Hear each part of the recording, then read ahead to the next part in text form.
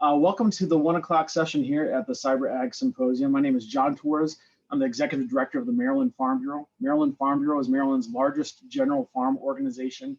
Our mission is to grow and protect Maryland agriculture and to preserve rural life. We spend a lot of our time on public policy advocacy. But today our discussion is a little bit different. It's on the world of cybersecurity and where agriculture and cybersecurity meet. So happy to partner with F3 Tech and of course our friends at Corteva Agriscience and their subsidiary companies, Pioneer and Granular. So let's kick off this afternoon's session. I'll give you a little bit of an introduction about what we're going to talk about today. As farms and farmers continue to work to maximize profitability, maximize production, and minimize input costs, more are turning to advanced technologies to help gain a competitive edge, as a lot of our previous speakers have been talking about today.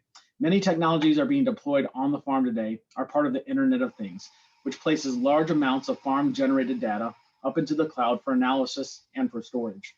The focus of this session is to introduce to symposium attendees to some of the latest farm management technologies that are being used on the ground today. In addition, we're also demonstrating the great lengths that industry is taking to protect the valuable farm-generated data that farmers are relying on to make sound business decisions that allow them to be more competitive in the marketplace. In this session on farm technology and the need for cybersecurity awareness, this is where it all meets. And so we've talked about some concepts. We're gonna talk a little bit about technology today. And because we know we've got such a mix in the audience, we've got some farmers, we've got some technology folks, we've got some government folks. We wanna make sure that everybody has a good basis understanding of what we're talking about. So we'll get into a little bit about some 101 stuff behind what we're gonna talk about before we dive into the meat of our discussion today. So I want to introduce quickly our two guests that we have for today's discussion. Dr. Patrick Watkins is an agronomist for Pioneer Hi-Bred International, and Harold Larimer is the head of information security for Granular Farm Management Software. So we're going to talk about what happens in the field with our farmers and how our farm is generating all sorts of data, and then what's happening to the data behind the scenes and how we're working to protect it. We're going to start the discussion with Dr. Watkins. Patrick today. Patrick, do you have a preference, Dr. Watkins or Patrick? Just Patrick is fine. Patrick, all right, that'll work. So we'll start with you. We'll start where the rubber meets the road. So Patrick, before we get started, why don't you introduce yourself to us? Tell us a little bit about your career, where you're from, and what you're doing now. Yeah, so thank you, John. I'm Patrick Watkins, Pioneer Field Agronomist that covers Central Maryland down into West Virginia, up around the western part of the Eastern Shore, and then up into kind of South Central Pennsylvania, York and Adams County. I've been with Pioneer Seed since 2017. I graduated from Oklahoma State University with a doctorate in soil science with a focus in precision nutrient management. So I got fortunate enough to move back to my home state. I was actually born and raised just outside of Baltimore, Maryland, in a little town called Ellicott City. And I'm not extremely old, but I'm old enough that when I was first born, it was all farmland, and now it's all what I call farm developments, all housing developments now. But I've spent the last, roughly 16 years of my life working in ag, through university support positions as I worked on degrees, as well as now working with Pioneer as a field agronomist. Great, well, glad to have you with us, Patrick. I will say from my personal background, I was born and raised in the state of Ohio and Northwest Ohio, lots of flat farm ground. And when I moved out here to Maryland, I had lots of questions from friends and family asking me, is there actual agriculture in the state of Maryland? And as I've come to find out, you'd be surprised. It's a big state, there's a lot going on, but there's a lot of agriculture in addition to the urban centers that we have here and around the state. So a lot happening in Maryland agriculture. So to get started, Patrick, just so everybody gets kind of familiar with the basis of what we're talking about, let's talk a little bit about Pioneer, what that business is, and what the primary function is, and how Pioneer serves farmers. Yeah, so to give you just a little bit of background, Pioneer, it was originally Pioneer Hybrids. It was a company developed by Henry Wallace back in 1926. And the name kind of speaks for itself. He was developing the first hybrid corn on the market. And we've been a American-owned, American-based company since 1926. We're celebrating our 95th anniversary this year. And what's really exciting is as a pioneer agronomist, we focus on seed and supporting customers who buy seed. So our main focus is corn and soybean, but we also work in a lot of secondary markets: wheat, sunflower, canola, alfalfa. But as a company, our primary goal is to develop and deliver the best commodity seed for our growers in this region and throughout the entire United States. Absolutely. We know that farmers are busy people. There's a lot going on. Running a farm business requires lots of skills and requires farmers to wear many hats. And I think that's where your role comes in as an agronomist. Talk about what your role as an agronomist is, and what are you trying to do? What are you trying to help farmers achieve day to day on the farm? Absolutely. So, day-to-day activities as an agronomist, I say I have two number one missions. The first number one mission is supporting my seed reps. Farmers don't buy directly from me or Pioneer employees. Up here in my region, they buy from Pioneer certified seed agencies. So my number one mission is to support those seed agencies in product knowledge and positioning, making sure that we get the right product on the right acre with every grower and customer we interact and sell seed to. My second number one mission is working with growers, making sure that they have the best understanding of our products and management practices needed to maximize return on investment and profit margins across every acre of their operation that we have sold a seed product for. So I have two number one missions, but all of it comes down to is supporting my seed sellers as well as our customers in being the most profitable they can using our products, whether that's corn, beans, or some secondary crop. But that's kind of my day-to-day activity. So it ranges from doing Zoom meetings and webinars such as this, educating the public, all the way down to boots on the ground agronomy, walking fields, diagnosing field symptoms or situations, working with growers to better understand what's happened and why, and how to correct it when something hasn't gone down the most correct path.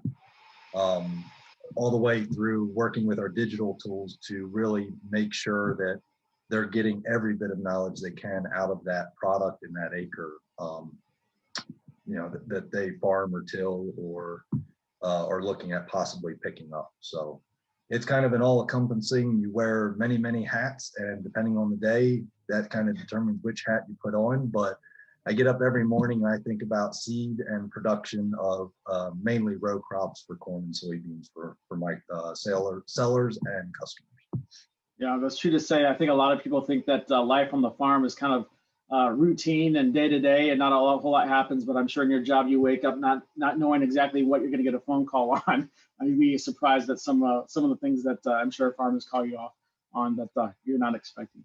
You mentioned, not poking here, but you mentioned that you're old enough to remember when there was more farmland here in Maryland. So I'm sure old enough to remember how farming was like before we started adopting a whole lot of new technologies, especially internet-based technologies.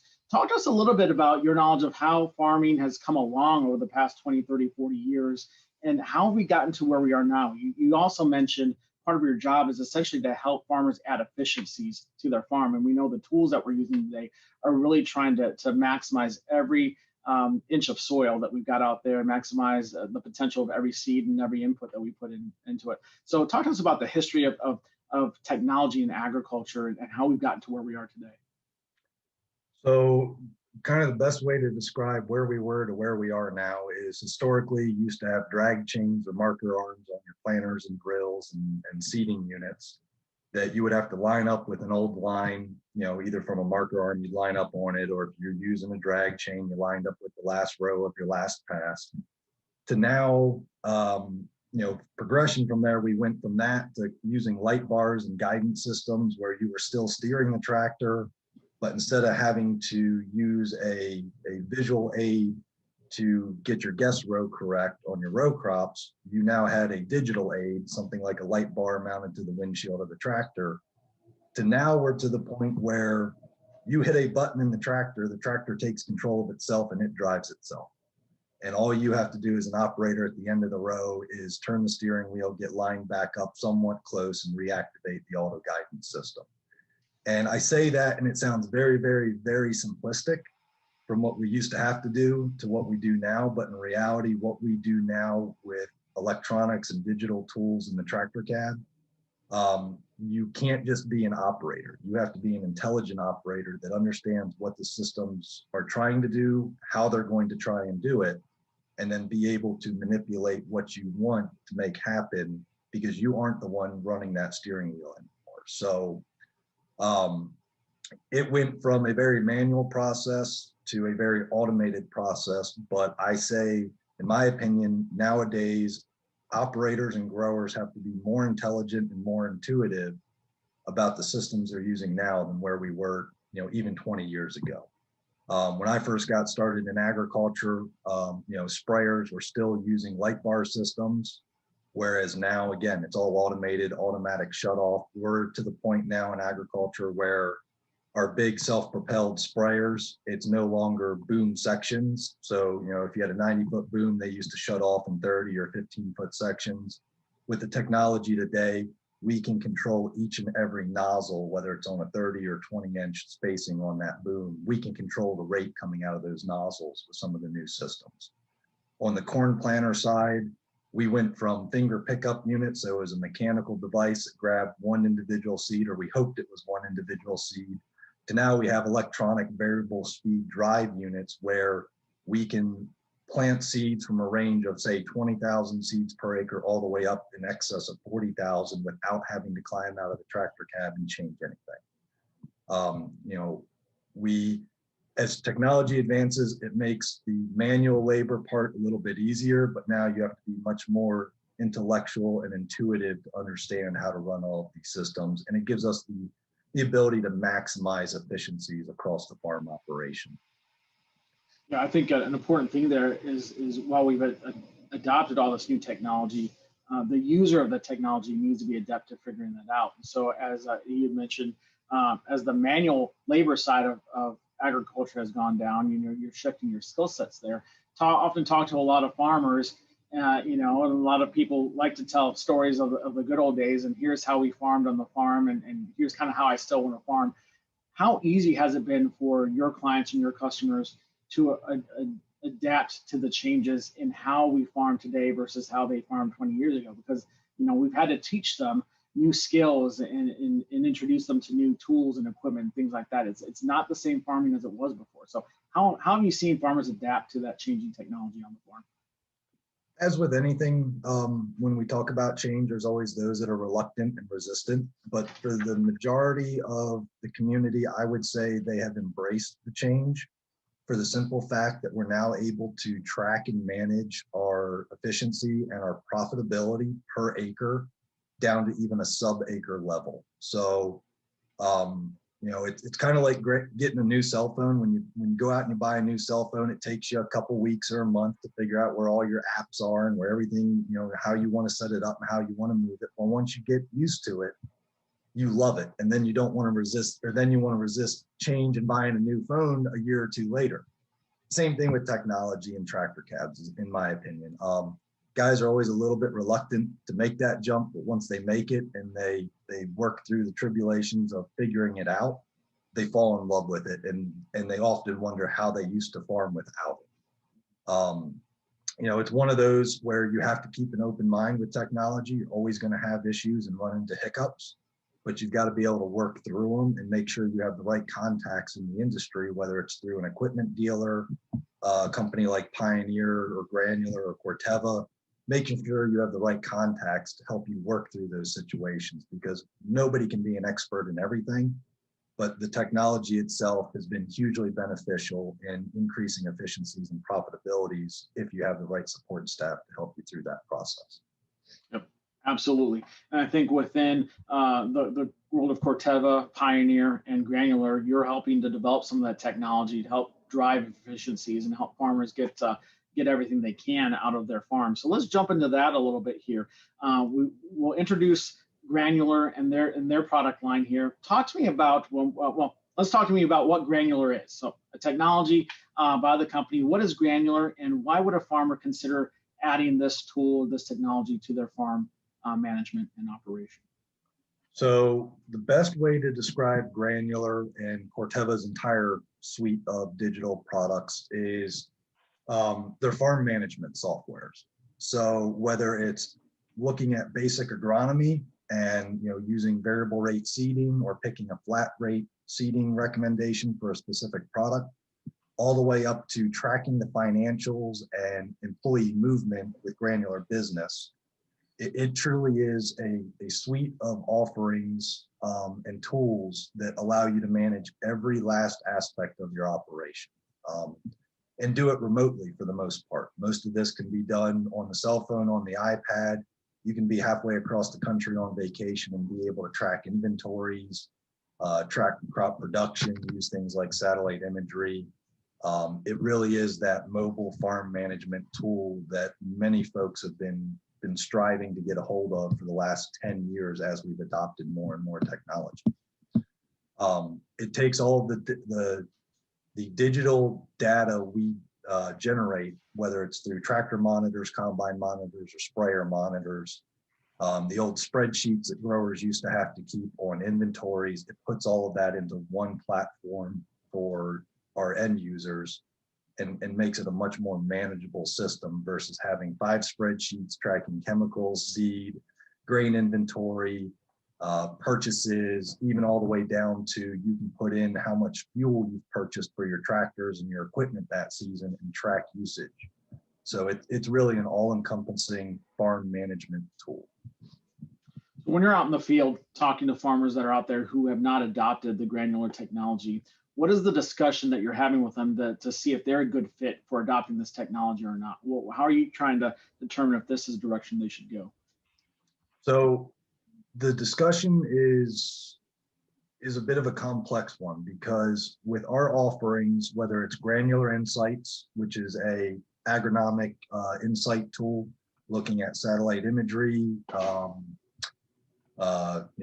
growing degree units, tracking seasonal information on a by field level, Granular Agronomy, doing things like variable rate fertility, Granular Business, managing that whole operation, both agronomically and financially. It depends on what the grower's looking to do. But what I tell growers is, if you want to better manage your operation, either agronomically or financially, there's a tool within the Granular platform that we can offer to you.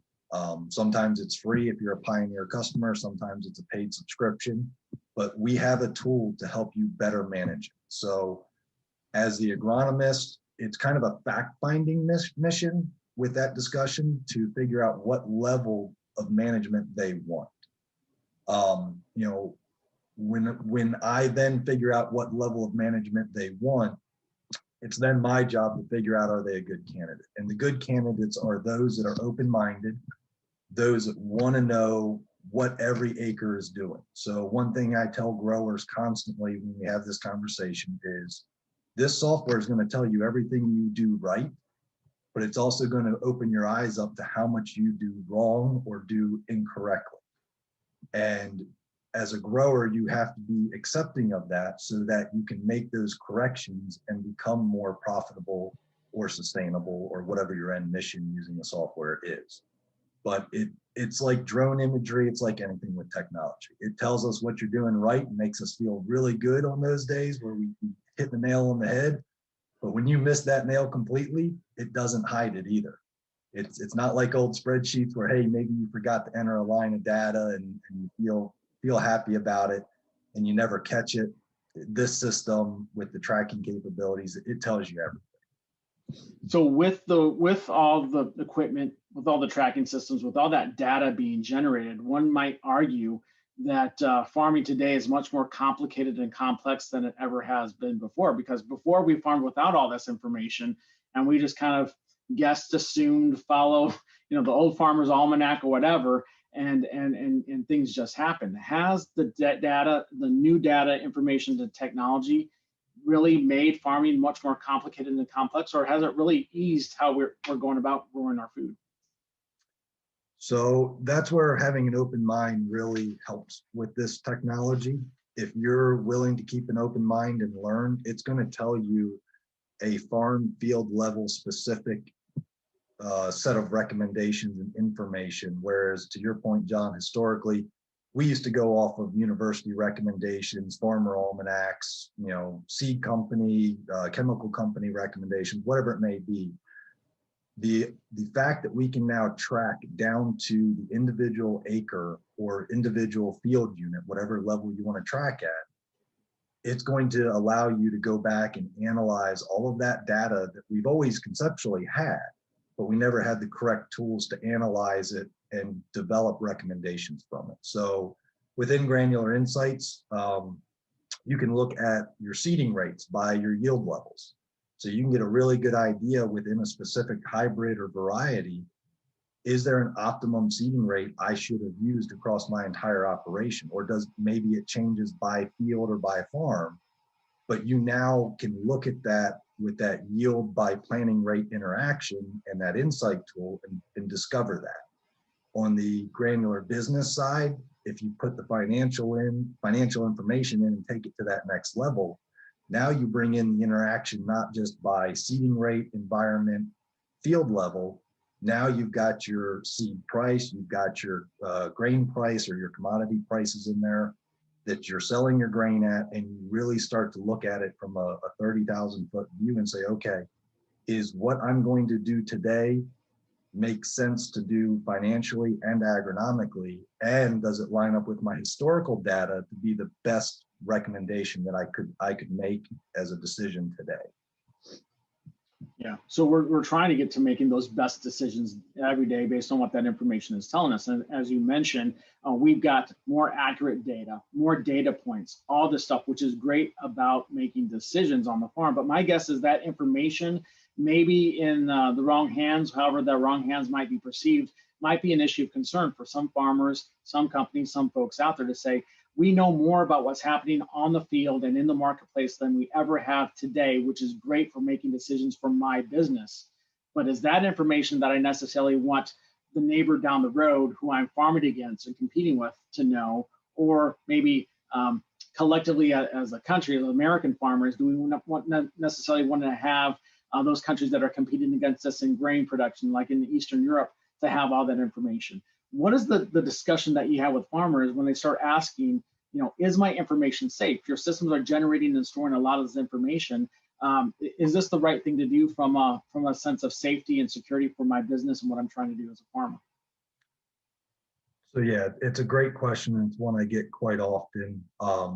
This is where I'm going to put a little bit of pressure on Harold to step in and answer, because he is in charge of that sector of the business. But at the field level, here's my response to most growers, John. It's, depending on what level of information you're putting in reality, a field by yield level map is no different than the FSA reports we have to fill out for crop insurance and crop reporting and everything else. It's a little more specific because you can look at the variability if you have a yield map there, but at the end of the day, a land unit by a yield level doesn't mean a whole lot without all the other information that needs to be tied to it to make sense of it. So at the very basic level, yes, it's a concern. At the very highest level, it's more of a concern when you start pulling in some financial information. But the nice thing about the granular systems is, as an agronomist, I can't even access a customer's account without them giving me permission to log into it or become a participant in their operation. So, in reality, it's fairly secure at the field level. Within our company, I don't do anything with a grower's data. I don't share growers' data. I keep that private. That is part of that agronomist customer relationship. Same thing with our seed reps. If they get invited into a customer's account, they keep it private. It's really up to the grower to manage the privacy of their information within the system itself and who they share it with. We do have the ability to share across functionality, so we can cooperate with John Deere and share information with them.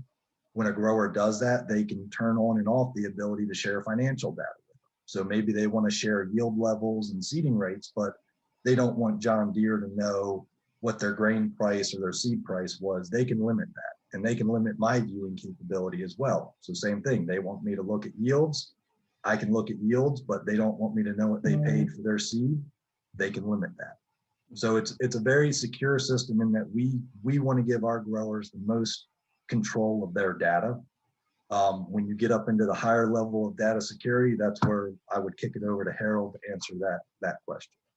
There you go. And I think you highlight something that's really important from a business model perspective and customer service, of this notion that the company that created the platform, the technology, is putting the control in the hands of the end user to decide how that data is shared or not shared or controlled. And I think that's probably a strategic business decision, because as the designer and developer of the software, you could make different decisions about that. And I think that speaks to the customer service side of things. So Harold, why don't we flip things over to your side? Maybe I'll kind of ask you the same question to start off with that I asked Patrick here is, if you were talking to, I'm not sure how many farmers you talked to, Harold, but if you were to have that discussion with a farmer and they were to say, hey, is this the smartest thing for me to do? These are all internet connected systems and devices and platforms.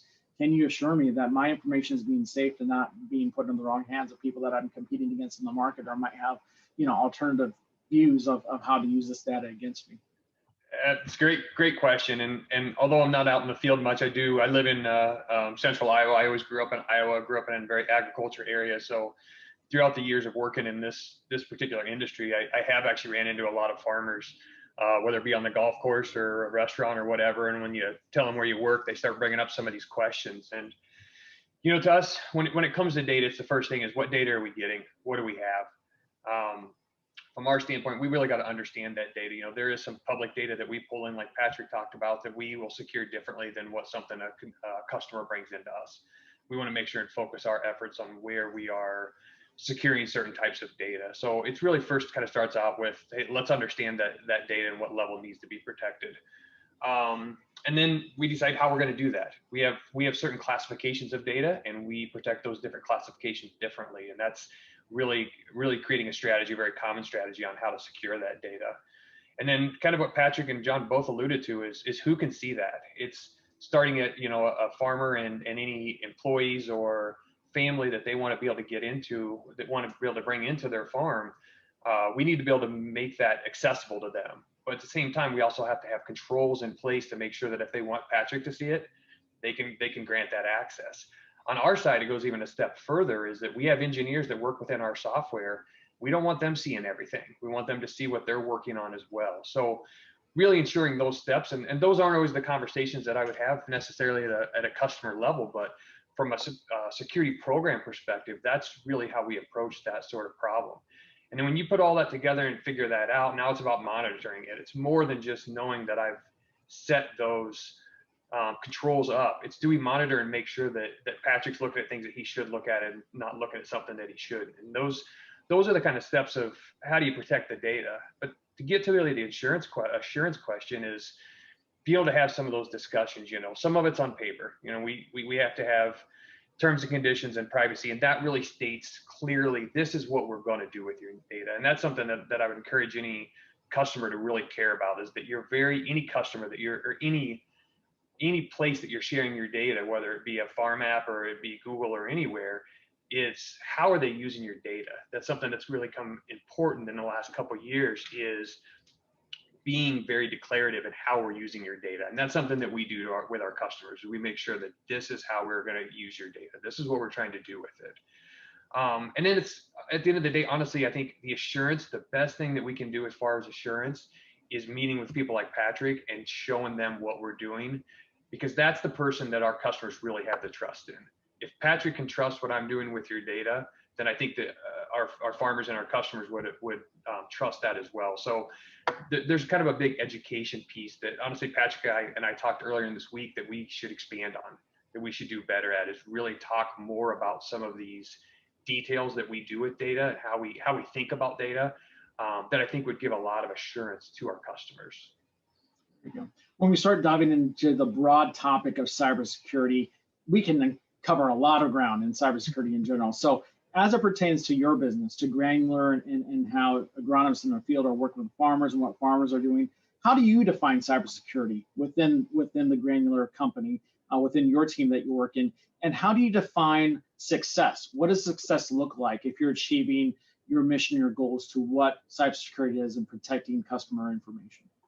Yeah, it's to really define it, it's got to figure out what your goals are. So our goal for cybersecurity is to protect our customers and their data, but our goals are also to protect our own users and any of our proprietary data. The app that we build and the algorithms and analytics that we build are very important as well. So that's really when we define cybersecurity, is how do we protect that data there? It's always about defining what data we're looking at.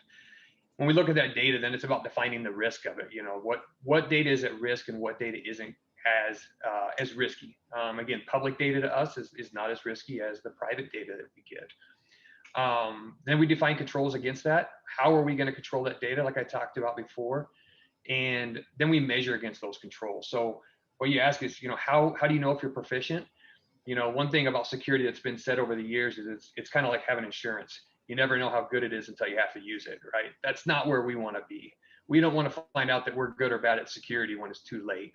So what we have to do is we have to measure against our own controls, like having insurance and going out and, not necessarily wrecking your car, but looking through and saying, if I wrecked my car, what would happen?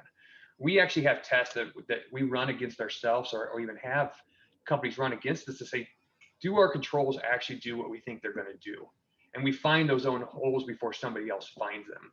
That's really the only way to know really if you're proficient. You can turn on controls till you're blue in the face until knowing that they actually work and run. That's really when you know where your security program is, and that's really what's ideal to us to really gauge that and know our proficiency. Yeah, one of the things that I'm personally learning about cybersecurity and information security is I've been doing a major IT upgrade within our services here at Maryland Farm Bureau and working with a third-party vendor, and surprised to learn that as we were upgrading services and systems here, one of the things that they recommended is that we add to our employee handbook policies around how to build a culture of security, information security, and those types of things within our own organization. So to varying degrees, everyone really has a role to play when it comes to protecting and securing information, not just the service provider, not just the farmer, not just everybody in between, but everybody has their fingers in the pot. So from, there's the technical things that we can do to assure data security, but at the end of the day, people are people operate in communities and societies, and those have cultures around them. So talk to us about how you develop a culture of I'm not sure if there's a culture of cybersecurity, but assurance with your team and the people that you work with. I think because everything starts with people. Farming is a face-to-face business. So how do you build that culture that assures that the systems are going to be safe and secure? It does, and it's such a huge thing. And it's honestly something that I've learned throughout my career in security. I've worked for some organizations that do security different than the way that I do them today. And part of it is because exactly what you ask is building a culture of security. If there is a way to build a culture of forced security, is that I'm going to have controls, and if you don't follow those controls, we're going to come down on you. We don't use that method because I haven't seen it be that successful in the past. Instead, we kind of have a few different things that we look at. The first one is managing upstream and downstream. So what that means is Granular is not only responsible for granular security, Granular is responsible for data providers to me or places that I send data, and then also to our customers. So we've got to be able to provide some level of not necessarily security, but it's my responsibility to make sure that where our data is flowing or where our customers' data is flowing, it is being used appropriately and it is secure. So that's everything from we review every vendor that ever does business with us to see if we're even going to do business with them. It doesn't matter if they're providing the service we want. If they can't meet the security requirements that we meet, then we can't do business with them. The other step that's a little bit harder, but it's being able to go downstream as well to who we provide services to. How do we provide, whether it be education or knowledge to our customers as well about best practices and securing your data and being responsible for your data. But at the end of the day, we really are responsible for both upstream and downstream in a certain manner. The other big piece I would really build the culture to really answer your question is education and understanding. So within our organization, it is my job I say this all the time, it's my job to soapbox our security program, because it's not the traditional security program. It's not slap your hands style when you've done something wrong. Our security program very much is how do we work within our business units and with our businesses and with our engineers to ensure they're doing the right thing and help them provide solutions, help them decide how to do the right things and teach them to where, hey, if I saw it wrong this time, next time you're going to do it differently. We spend a lot of time with our teams doing that, where we are reviewing plans and architecture plans and software plans, or what IT is working on, what HR is working on with finance. I touch about every single part of our organization, but how we do that is really important to where we can build this culture of security that I do really believe we have in our organization. And it works twofold. One, it's better for our customers and our app at the end of the day, but it's also better for me, because for me to go out and meet with some of our own users within our organization, it's easy for me to get them to adopt controls, because how we've interfaced with them and how we've talked about it and how we're willing to discuss what the right controls are, right? You can take industry controls off the shelf and try to apply them everywhere, and it doesn't always work. We don't take that approach. We apply it how it really makes sense. And I think that's how you really build that culture. We also align with business needs, right? At the end of the day, if our business isn't successful, it doesn't matter how secure it is. So security has to align with the business needs. My goals have to be the same as what the company's goals are. But how I get there is differently. You know, the company's high level goal is that we want to provide our customers a service. From my side, we can't provide our customers a service if we aren't doing it in a secure manner. But our company goals are the same. It's just what I do to provide that is differently than what engineering provides and IT and so on. So aligning with that is very important. And then back to what I said earlier, it's really aligning with people like Patrick that and the people that work with Patrick is the people that actually talk to the customers. How can we help them? How can we educate them? Kind of tell them what we're doing and tell them things that we'd like to see them do. Really provides a much bigger culture, right? It gets outside of our organization at that point. So that's really where our goals lie. Absolutely.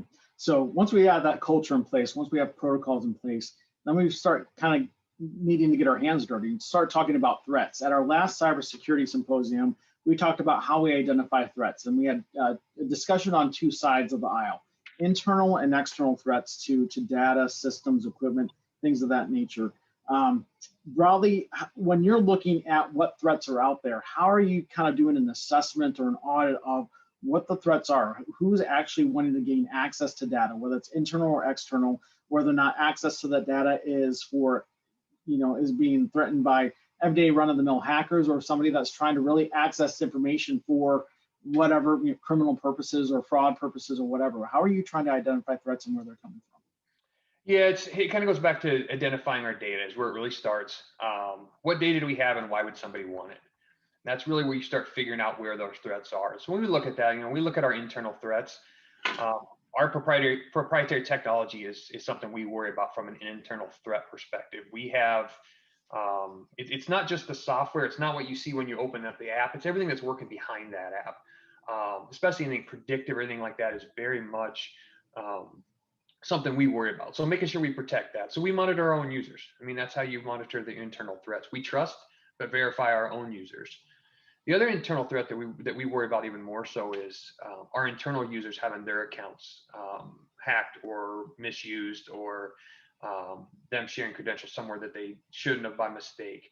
And again, there's monitoring in place for that, but there's also limited access. Like I talked about before, not everybody needs access to everything. So we can limit that access down to really what you need, and it reduces that blast radius in case something happens. But that's what we worry about really on the internal side. From the external side, the couple things that everybody kind of thinks of right out of the gate is us getting hacked and us getting breached, right? The old school, somebody spent hours on a computer hitting either our web interface or coming in through AWS, coming in the backside. That is an attack vector. It's something that we have to worry about. It's something that we worry about less these days than we did 10 years ago. That attack vector is not used as much anymore because it takes a lot of resources and a lot of time. Mm-hmm. But again, we still monitor for that level of access, and we set ourselves up to limit that level of access. That's why we go ahead and we check, a web interface to make sure that it's secured against certain type of attacks before somebody else gets to try that.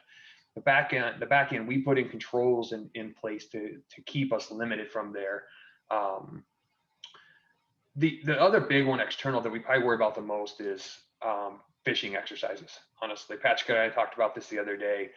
Our users and our customers are prone, and it's the reason that hacking isn't really hacking as much anymore. It's I'd rather send out 100,000 emails and hope that maybe 550 people, whatever, give me their username and password, and then I can just sign into their account. Or one of our users gave a username and password, then they can sign in and look around that way. That's one of the things that is honestly a little bit more scary from the external side, because it's much harder for us to control. It's more for us, it's more of how do we monitor that and catch it than how we can control it. There's some things that we can do to help limit that exposure when that happens, but that's the external one that probably scares me and keeps me up at night the most, is that simple, somebody gave away their username and password. You know, it really, it goes around a lot of the controls that we have in place, unfortunately. Yeah, when you hand over the keys willingly to the front door, it's kind of hard to prevent that from happening sometimes. And not to put any one company or anybody on the spot, you know, it seems like with greater frequency when we watch the news, large companies, large organizations, governments are experiencing data breaches, hacks, things of that nature. Something happening is going around, and we recognize that. Whether you're operating in an analog world, all your records are on paper, or you're operating in a digital world or a hybrid, there's risks on either side. They're just different risks at the end of the day. But one of the things this past year has showed us with this pandemic is everybody's working more virtual these days. And people would argue, my farmers would argue, as farming can't be done virtual, but a lot of the work that they're doing, the business work, is being done more virtual, sharing data with suppliers, with bankers, with everybody that they're working with. And I don't think that's going to slow down. I think what the pandemic has done is kind of enhanced and moved the ball forward of the whole world being more digital and how we do work across the internet and across the world. So as we look at what the pandemic has done to how we do business, whether it's on the farm or off the farm, what are the things that we need to be anticipating going forward as more of our devices, more of our farms, more of our information is being connected and put out there? What do you see on the horizon that us in the farm and food sector need to be thinking about now as this train keeps rolling out of the station? Yeah, it's a great question, and again, it's just going to keep expanding. You know, you asked earlier, is it more convenient or less convenient to use these tools? And I think there's a certain aspect that's more convenient. The way that data gets to us gets more convenient every day. So one thing I really encourage people to think about, our customers especially, is protect yourself. Question us, right? You're going to send your data to us. Question us. Make sure that we are doing the right things with your data as you send more and more to us. Make sure that we're securing your data in a way that meets your standards. But protect yourself as well. Really, like you said, you have the keys to the kingdom. Do things to kind of protect yourself as far as what you're doing with your data and how you're protecting your own usernames, passwords, and all that. You know, that's one of the biggest things. The more virtual we go, the more the user becomes the attack surface. You know, we used to have, before all this, we had 100 users in an office. So going after a central network point in the office was really what you'd go after. Well, now we're all working at home right at the moment. Now the user becomes kind of the attack surface. So everybody becomes a little bit more of a target. So I'd say protect yourself would be the biggest one.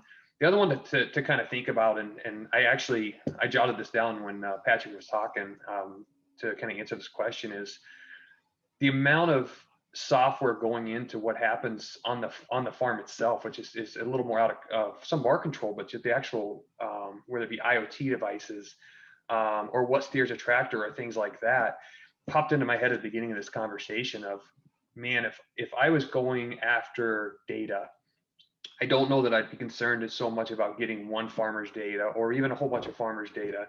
But what if I could have an effect on that? If I wanted to change the agriculture for a region, what if I could control the seed rate and slow it down? What if I could move your row over just a hair? Things like that. What a big effect. I mean, on each farm, it would have a smaller effect, but noticeable. But think of a whole region, what it would have on something like that. Those are the things that I would be starting to think about as well.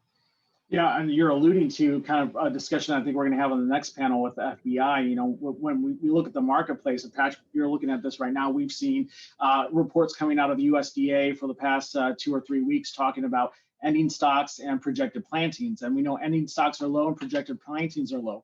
We know that countries like China are making huge purchases right now of product out of North America. We see South America's harvest starting to wrap up.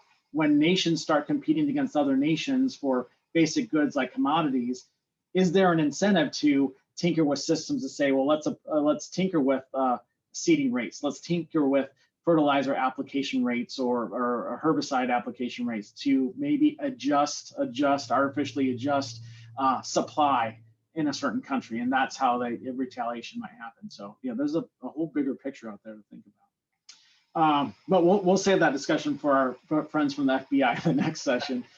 So as we wrap up here, a few questions that are both for Patrick and Harold as we start thinking about how technology is affecting agriculture in the future. In the next 20 years, what will technologies such as what you're employing at Granular do to shape the future of farming and food production, not only here in the United States, but across the world? What does the future hold for farming domestically and abroad?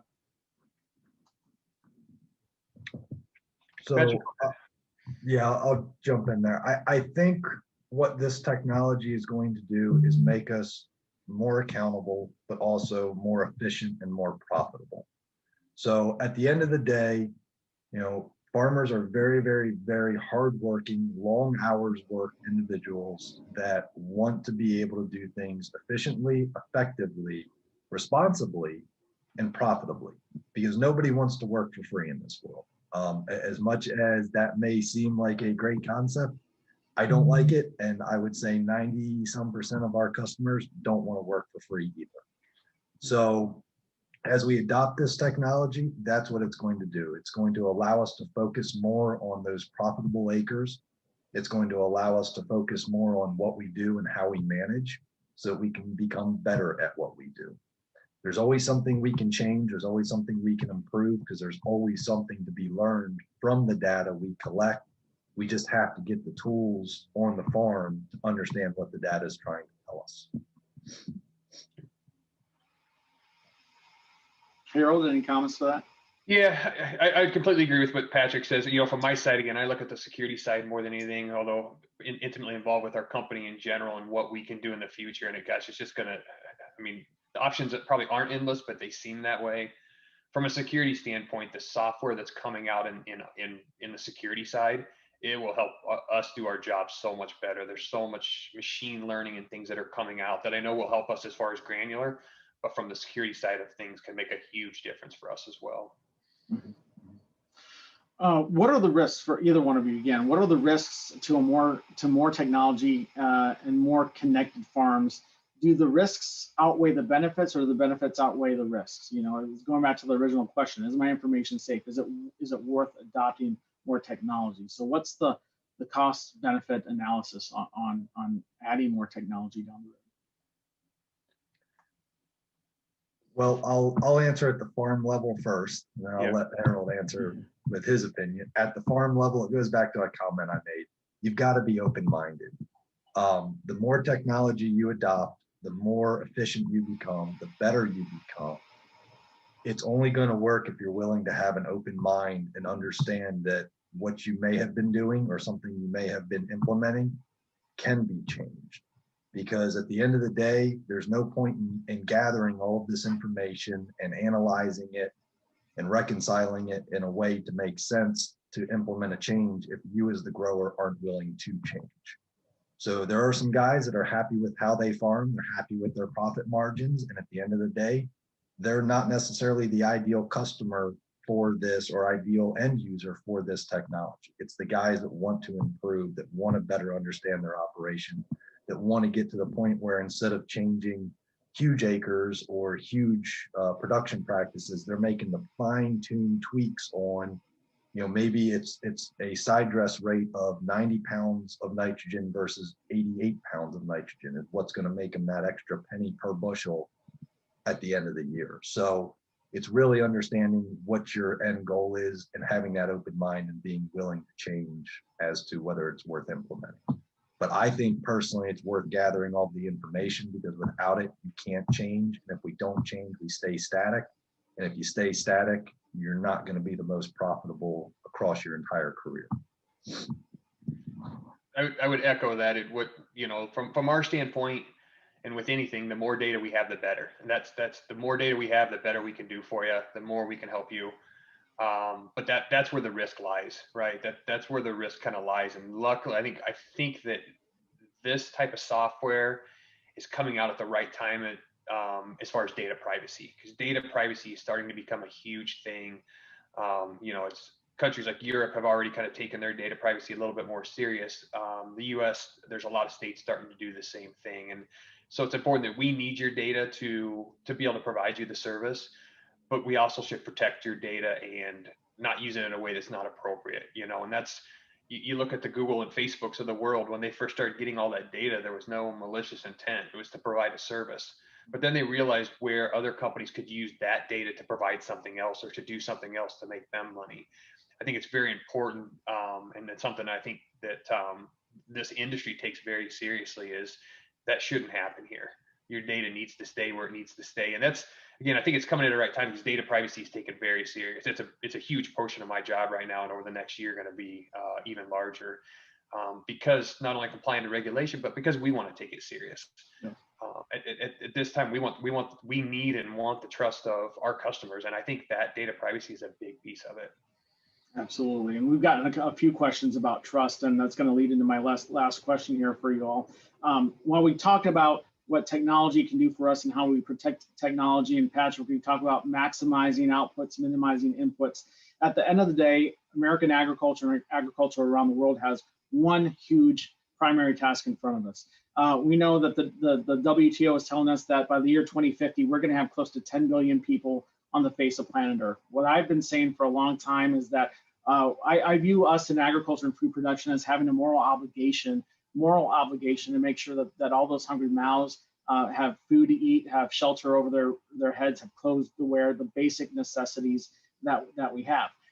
In order to feed almost 1 billion more people by 2050, we're going to have to ramp up production in some form or fashion. And I think the adoption of technology goes hand in hand in that. And so the question of trust, and I think you all both really answered this in several different ways, but how do we continue to grow trust around technological tools in agriculture? And one of the other things, Patrick, that's very germane to us here in Maryland, we have extensive conversations about how do we increase agricultural output in a sustainable way. We've got the Chesapeake Bay right here in our backyard.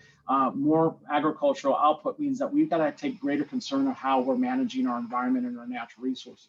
So how do we continue to build trust in these technology tools, and how do we grow more food for a growing world in a way that respects our natural resources and make sure that we have an environment that can continue to give back to us every year when we need a crop? Yeah, those are two very, very excellent questions. The one I'll tackle first is, as a community, we have been tasked since the beginning of agriculture to always do more with less, more efficiently, and more environmentally friendly from the get-go in time. When the population on this planet started farming, that has really been the one driving goal that keeps coming up year over year.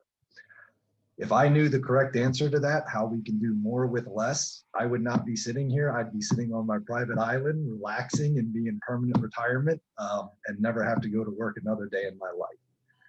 What I can tell you is I don't have the perfect answer, but tools and technology are what is going to allow the farming community to continue down that path of meeting the goal of having to produce more on less acres with fewer inputs in a more responsible way, because we have the ability to track things down to even the sub-acre level now and understand we can better understand every reaction that occurs from our inputs and our interactions with what we do on a daily basis. Things within granular business, even tracking what your employees are doing and sending them work orders so they're not driving to 4 different fields trying to figure out what field you meant. You can send them a work order and say, go do work at this field, and it'll drop a GPS point, and whatever mapping system is in the background on your phone will take you there. So you may not go hit those 3 other fields first. It's all of this that is going to better our production systems, but I don't have a clean answer as to how we're going to be there or what it's going to look like in 20 years and what we need to do today. What I know we need to do is better manage our own operations, and with that is going to come better profitability, better environmental stewardship and better overall management. On the trust side, what I tell growers is, if you don't trust me, tell me. I can't fix a problem I don't know about. So if you have a trust issue with myself or the company or the software, or you see something that kind of makes you raise an eyebrow and say, wait, what's going on in the background? Ask. If you don't ask, we don't know, and we can't give you an answer or tell you what's happened. So I tell customers all the time on the trust side, just ask, call and ask. That's the best thing I can do. I don't have all the answers, but we have people like Harold in our company that I can reach out to, and I can get you an answer. On the trust side though, I really do encourage every customer to manage your own accounts as if they're a bank account. Because at the end of the day, if you're putting financial information into any ag software and a neighboring farmer or a company or someone else were to hack your accounts, either through a front door or back door manner, they're the ones that can do damage. And if you're managing your accounts and paying attention to things, you're going to see that human interaction in the system that's going to make you raise your eyebrow and go, hey, wait, what just happened? Whether it's somebody accidentally changing a chemical price or a commodity price, or your seeding prescriptions went from 38,000 on average under pivot to all of a sudden, hey, we're only planting 28,000 under a pivot. Something's not right. What happened? You have to ask, because we don't know. I myself am not monitoring every customer's account that I interact with that I have permission to be in. But if there is a situation, I can go in and look and say, hey, wait a minute, and bring it to the attention of Harold and his team and our internal IT department to say, wait, something just happened, we need to address. Absolutely. Yeah. Great insights.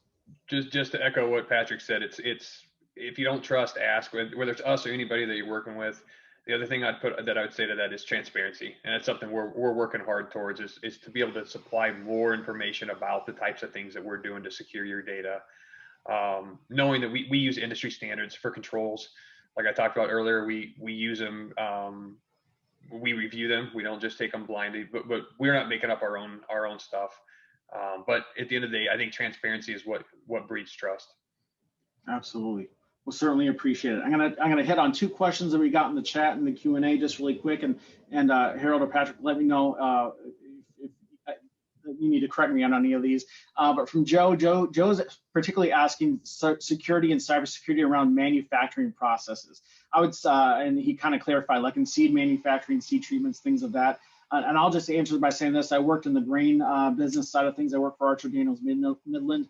From an internal food processing or seed processing side, the internal security at a company like Pioneer or ADM or wherever is huge. And I know companies spend a lot of time protecting internal threats, making sure that those manufacturing processes are protected, because you're dealing with a lot of proprietary information, from anywhere from how the plants are designed to how a seed treatment is being applied to all sorts of things. So I'm guessing the same is for Pioneer and for Granular. You've got a lot of internal security for the things that you're developing that are part of the processing manufacturing side that the farmers see down the road.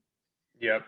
Absolutely. You see a lot of isolation when it comes. I came from manufacturing security actually years ago. It's a lot of isolation. Again, people don't have access to things they don't need access to. Yeah.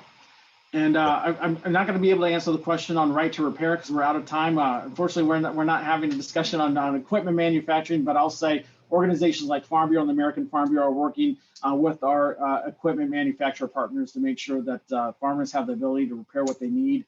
And we don't jeopardize things like environmental standards that our manufacturers have to meet from a federal regulatory perspective, and we're not jeopardizing regulation and legal compliance things. So we'll have to leave it at that and pick that discussion up at another time. So Harold, Patrick, thank you so much for your time. We appreciate the help from our friends at Granular, Pioneer, and our friends at Corteva. And the next session is getting ready to start right now with the FBI. So thanks for coming today, everybody. Appreciate your time.